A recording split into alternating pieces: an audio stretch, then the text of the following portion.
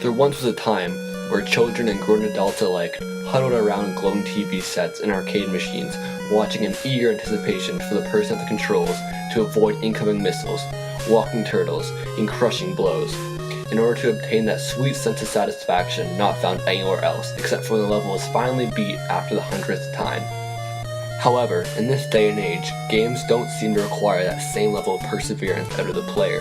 So, I've decided to dig deeper into this issue and introduce newer gamers to the tests and trials of a time long gone. This is Continue.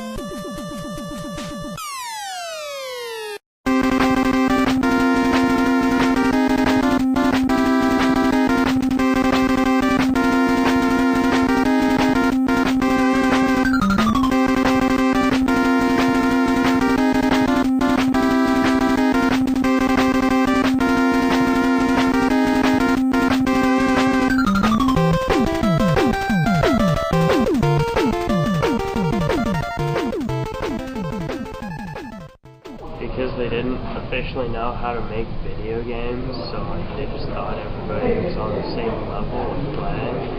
I think it wasn't they went out of their way to make it harder. I think they just had less tools and less opportunities to go out of their way to make the games more beautiful, I guess. Like Call of Duty, for example, they're just going above and beyond with graphics rather than gameplay. From the early 2000s, video games slowly began to trek into previously uncharted territory, with many studios attempting to attract larger, more broader audiences. It can be argued that as a result, even to this day, many games have become easier, offering the players numerous chances to fail without starting over, simply tapping a button at the indicated time to progress further, and thousands of detailed tutorials available through the internet. It's bad because there's no challenge in the video game, and like kids play them end on end, and just get so good at them. It's easy. If you look at games like Call of Duty, like the Battlefield franchise, a lot of people into gaming maybe, and then some people take it further. So that's cool with me if you get more people in the community. In terms of walkthroughs, the internet has helped or hindered gaming. Walkthroughs are weak, and if you use them, stop. Don't play the game on your own.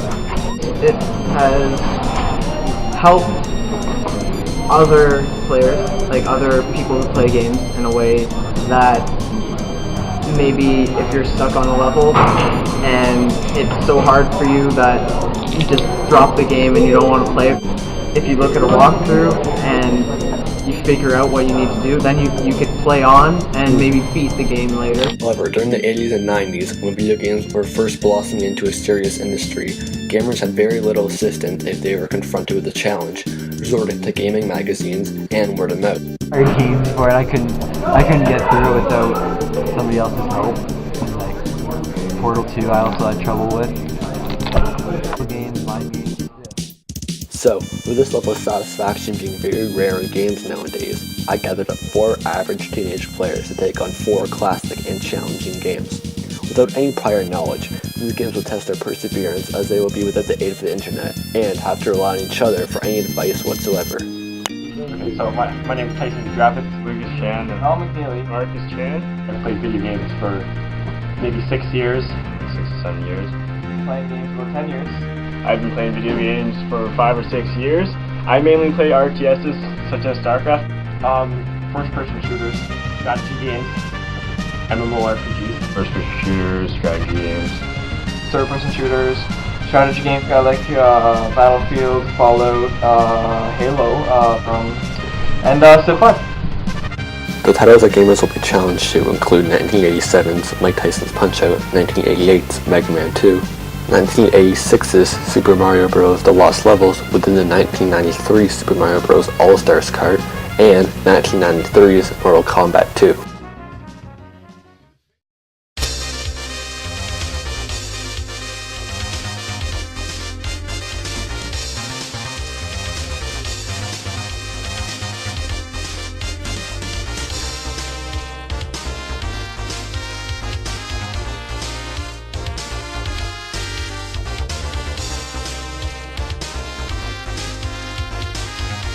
Early into the beginning stages of their respective games, each player quickly gets dealt their first defeat, a swift reminder of the difficulty that lies ahead. I'm a tank. Oh no! However, as failure continues to ensue, the quartet slowly begins to show signs of improvement, discovering various patterns and strategies.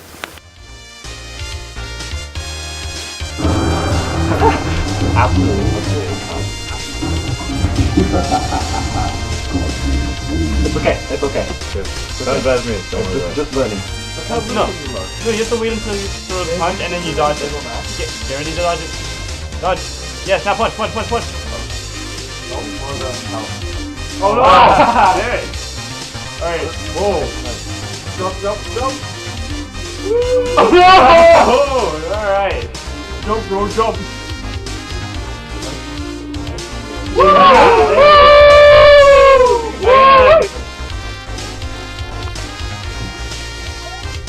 God.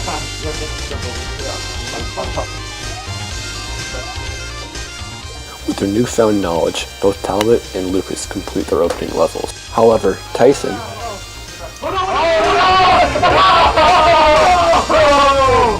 and Marcus I think you gotta jump and shoot him.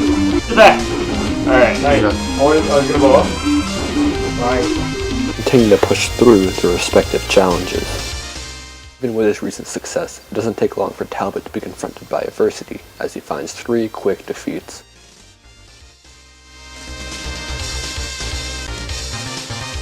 Lucas, on the other hand, seems to be grasping Punch-Out's unique style of fighting, defeating 3 straight opponents. However, when pitted against a powerful King Hippo, Lucas struggles to find a pattern. Oh, wow. So just keep dodging and learn what you have to do now. With each player confronted with their own unique challenge, this was the time to see whether or not these modern gamers can persevere through an unrelenting task that these games offer. I can't. Oh my god. Oh my god. Oh my god.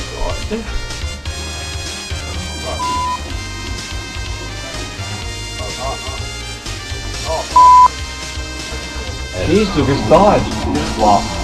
Oh my god. Oh, alright. Oh! Really bad. I jumped on him. Do continue. I'm gonna be here for hours.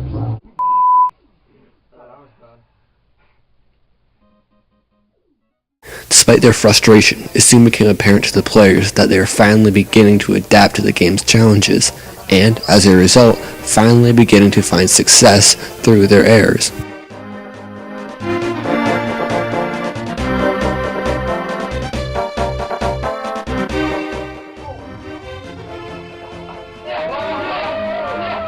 One more.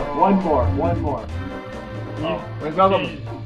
No, you have to do I it. got it! Team effort. Oh. There he is. Land him. Oh no! Come on, get out of there,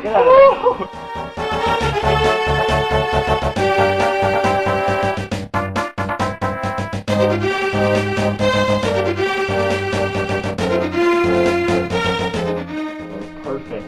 This. Oh, one more! Yes! Yes! Oh!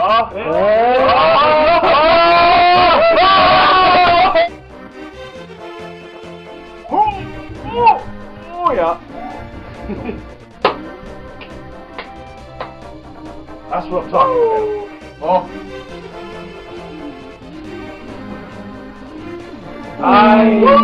Not gonna lie, that was tough.